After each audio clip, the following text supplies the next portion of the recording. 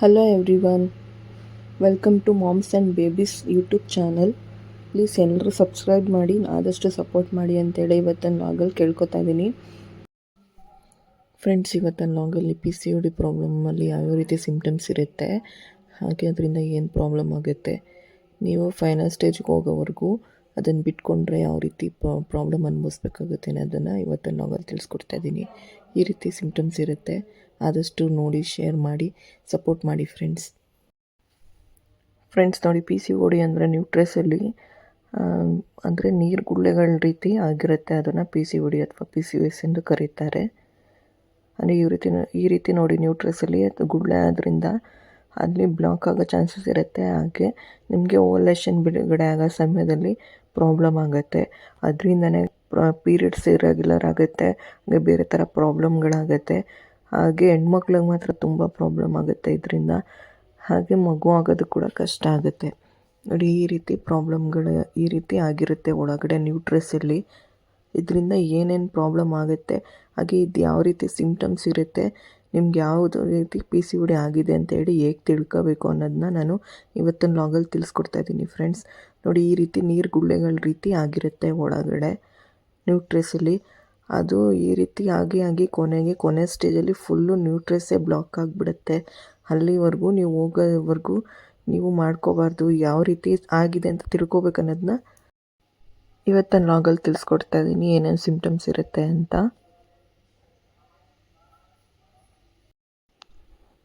ಮೊದಲನೇದಾಗಿ ಪಿಂಪಲ್ಸ್ ಬರುತ್ತೆ ಫೇಸಲ್ಲೆಲ್ಲ, ಅಂದರೆ ತುಂಬ ದಪ್ಪ ದಪ್ಪ ಪಿಂಪಲ್ಸು, ಕಿವು ತುಂಬ್ಕೊಬಿಡೋದು, ತುಂಬ ಪೇಯ್ನ್ ಬರೋದು, ಆಮೇಲೆ ಮುಖ ತುಂಬ ಕಲೆ ಥರ ಆಗೋದು. ಈ ರೀತಿ ಒಂದು ಸಿಮ್ಟಮ್ಸ್ ಆಗುತ್ತೆ PCOD ಪ್ರಾಬ್ಲಮ್ ಇದ್ದರೆ. ತುಂಬ next second one period miss ಆಗುತ್ತೆ. ತುಂಬ ಇಂಪಾರ್ಟೆಂಟ್ ಸಿಮ್ಟಮ್ ಇದು. ಅಂದರೆ ನಿಮಗೆ ಇರ್ರೆಗ್ಯುಲರ್ಗೆ ಪೀರಿಯಡ್ಸ್ ಆಗ್ತಾಯಿದೆ ಅಂದರೆ ಕೂಡ ನೀವು ಹೋಗಿ PCOD ಪ್ರಾಬ್ಲಮ್ ಇದೆಯಾ ಅಂತ ಸ್ಕ್ಯಾನ್ ಮಾಡಿಸಿ ಚೆಕ್ ಮಾಡ್ಕೋಬೋದು. ಇದು ಕಾಮನ್ ಸಿಮ್ಟಮ್ಸ್ ಕೂಡ ಆಗುತ್ತೆ, ಹಾಗೆ ಇಂಪಾರ್ಟೆಂಟ್ ಕೂಡ ಇರುತ್ತೆ. ಅಂದರೆ ನಿಮಗೆ ಪೀರಿಯಡ್ಸು ಕರೆಕ್ಟಾಗಿ 28 ಡೇಸ್ಗೆ ಆಗಬೇಕು. ಅದು ಬಿಟ್ಟು 30, ಒಬ್ಬೊಬ್ರಿಗೆ 32 ಆ ಥರ ಆಗುತ್ತೆ. ಬಟ್ ಆ ಥರ ಆದರೆ ಪರವಾಗಿಲ್ಲ. ತುಂಬ ಒಂದು 15 ಡೇಸ್ ಬಿಟ್ಟಾಗೋದು ಅಥವಾ 2 ಮಂತ್ಸ್ ಆದಮೇಲೆ ಆಗೋದು, ಆ ಥರ ಏನಾದರೂ ಪ್ರಾಬ್ಲಮ್ ಅನಿಸಿದ್ರೆ ನೀವು ಹೋಗಿ ಟೆಸ್ಟ್ ಮಾಡಿಸ್ಕೋಬೇಕು. ಇದು ಆಲ್ಮೋಸ್ಟ್ ಕಾಮನ್ನಾಗಿ PCOD ಪ್ರಾಬ್ಲಮ್ ಇರೋರಿಗೆ ಈ ಸಿಮ್ಟಮ್ಸು ಇದ್ದೇ ಇರುತ್ತೆ.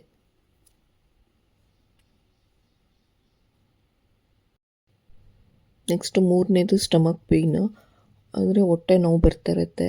ಅಂದರೆ ಕೆಳಗಡೆ ಹೊಟ್ಟೆ ನೋವು ಬರ್ತಾ ಇದೆ ಅಂದರೆ ನೀವು ತಿಳ್ಕೊಬೇಕು, ಅಂದರೆ ಪೀರಿಯಡ್ಸ್ ಟೈಮಲ್ಲಿ ಬಂದರೆ ಅದು ಕಾಮನ್ ಪೇಯ್ನ್. ಅದು ಏನೂ ಇಲ್ಲದೆ ಪೇಯ್ನ್ ಬರ್ತಾಯಿದೆ ಕೆಳಹೊಟ್ಟೆ ಅಂತ ಹೇಳಿದ್ರೆ ನೀವು ಅದನ್ನು PCOD ಪ್ರಾಬ್ಲಮ್ಮು ಅಥವಾ PCOS ಅಂತ ಹೇಳಿ ತಿಳ್ಕೊಬೋದು.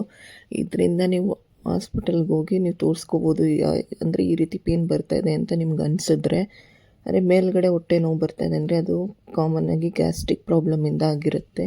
ಅದೇ ಕೆಳಗಡೆ ಹೊಟ್ಟೆ ಪೇಯ್ನ್ ಬರ್ತಾಯಿದೆ, ಏನೋ ನನಗೆ ಪೀರಿಯಡ್ಸ್ ಟೈಮ್ ಇಲ್ಲ ಅಂದರೂ ಪೇಯ್ನ್ ಬರ್ತಾಯಿದೆ ಅಂದರೆ ನೀವು ಅದನ್ನು PCOD ಅಂತೇಳಿ ತಿಳ್ಕೊಬೋದು. ಇದು ಕೂಡ ಒಂದು ಸಿಮ್ಟಮ್. 4ನೇ ಸಿಮ್ಟಮು ವೆಯ್ಟ್ ಗೇನ್ ಆಗ್ತಾ ಇರುತ್ತೆ. ಅಂದರೆ ತುಂಬ ದಪ್ಪ ಆಗ್ತಾ ಇರ್ತೀವಿ.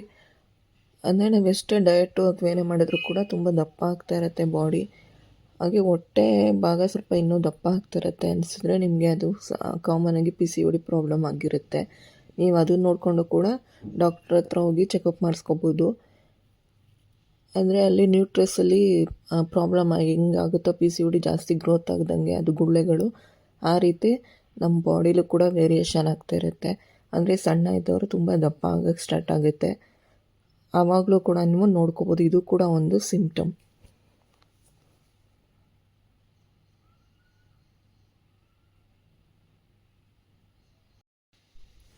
5ನೇ ಸಿಮ್ಟಮು ಏರ್ ಫಾಲ್, ಅಂದರೆ ತುಂಬ ಕೂದಲು ಉದುರ್ತಾ ಇರುತ್ತೆ. ಅದು ಕೂಡ ಒಂದು ಸಿಮ್ಟಮ್ಸು. ಅಂದರೆ ತುಂಬ ಚೆನ್ನಾಗಿದ್ದು ಕೂದಲು ಇದ್ದಕ್ಕಿದ್ದಂಗೆ ಏರ್ ಫಾಲ್ ಆಗ್ತಿದೆ ಅಂದರೆ ಅದು ಕೂಡ PCOD ಪ್ರಾಬ್ಲಮಿಂದನೇ ಆಗ್ತಾ ಇರುತ್ತೆ. ಅದು ಕೂಡ ನೀವು ನೋಡ್ಕೋಬೋದು. ಇದರಿಂದನೂ ಕೂಡ ನೀವು PCOD ಪ್ರಾಬ್ಲಮ್ ಇದೆಯಾ ಅಂತ ನೀವು ಚೆಕ್ ಮಾಡಿಸ್ಕೋಬೋದು. ಇದು ಕೂಡ ಒಂದು ಸಿಮ್ಟಮ್.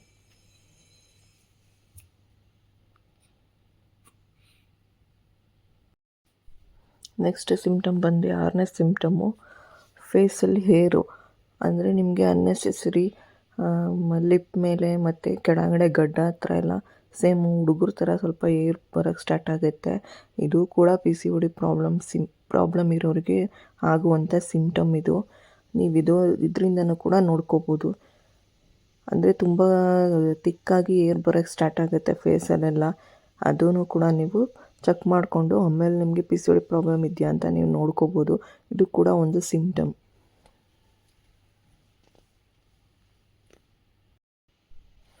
ನೆಕ್ಸ್ಟ್ ಸಿಮ್ಟಮ್ ಬಂದು ಲೇಸಿನೆಸ್. ಅಂದರೆ ತುಂಬ ಸುಸ್ತಾಗ್ತಿರುತ್ತೆ. ಅಂದರೆ ಸ್ವಲ್ಪ ಕೆಲಸ ಮಾಡಿದರೂ ಕೂಡ ನಾವು ಜಾಸ್ತಿ ಕೆಲಸ ಮಾಡಿದ್ವೇನೋ ಅಂತ ಫೀಲ್ ಆಗ್ತಿರುತ್ತೆ. ಆಮೇಲೆ ಯಾವಾಗ ನೋಡು ಮಲ್ಕೊಳ್ಳೋಣ, ಏನು ಕೆಲಸ ಮಾಡೋದು, ಸ್ವಲ್ಪ ಸೋಂಬೇರಿತನ ಜಾಸ್ತಿ ಆಗಿರುತ್ತೆ. ಅದು ಕೂಡ ಒಂದು symptoms P C O D problem ಇರೋರಿಗೆ. ಈ ರೀತಿ ಸುಮ್ಮನೆ ಕೂತ್ಕೊಳ್ಳೋದು, ಮಲ್ಕೊಂಡೇ ಇರೋದು, ಈ ರೀತಿ ಆಗ್ತಿದೆ ಅಂತ ಹೇಳಿದ್ರೆ, ಸುಸ್ತಾಗುತ್ತೆ ಅಂತ ಹೇಳಿದ್ರೆ ಅದು ಕೂಡ ಒಂದು ಸಿಮ್ಟಮ್ಸ್ ಇರುತ್ತೆ ಪಿ ಸಿ ಒ ಡಿಗೆ.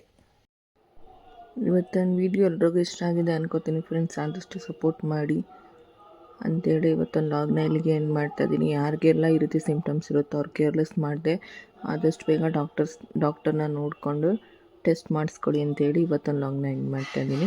Thank you for watching.